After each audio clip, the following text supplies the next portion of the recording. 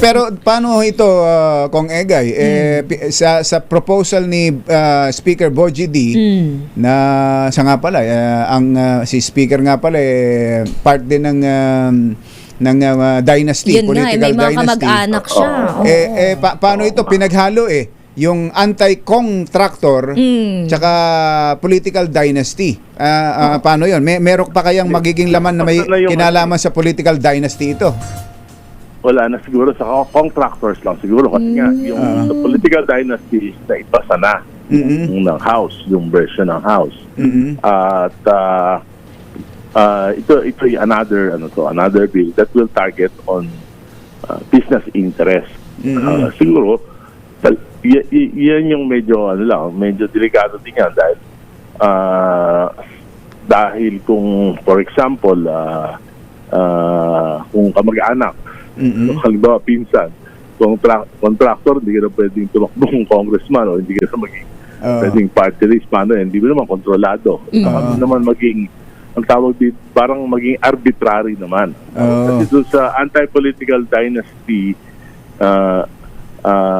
law, sa yung provision ng Constitution na yun, maliwanag din yung pinag-usapan ng mga framers ng Constitution na dapat hindi arbitrary. Hindi talagang hindi yung tingin ko kung pinsan, maski sa anti-political dynasty, hindi ako palo dun sa pinsan kasi pagka tahanan mo, kontrolado mo yun.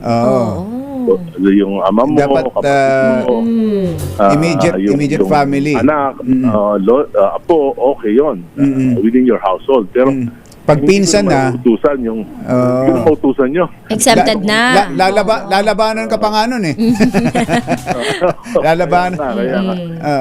Yan. Kaya medyo komplikado rin yan pagdating sa yung degree of consanguinity and affinity ng mga involved dito sa anti-contractor o anti-political dynasty. Okay, isa pa.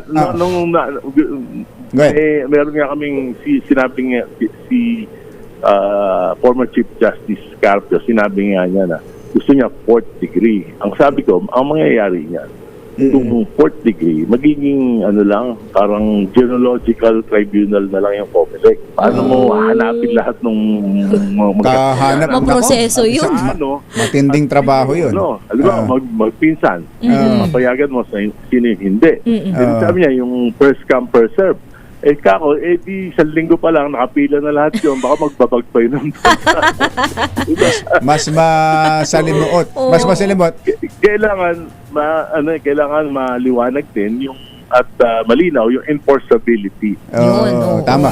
Dito rin hindi mabaliwala. Dito rin sa contractor, Kong Egay, sasabihin na lang isa, hindi, nag-divest na ako dyan. Yung karaniwang reason. Binibigay na dahilan ngayon. So wala na. Ganun kaagad. Di ba? Yes. Yan yung mga maraming yan dyan. Maraming butas, maraming palusot na pwedeng gawin. Pero mas maganda rin talaga yung kung maipapasa, yung isa lang.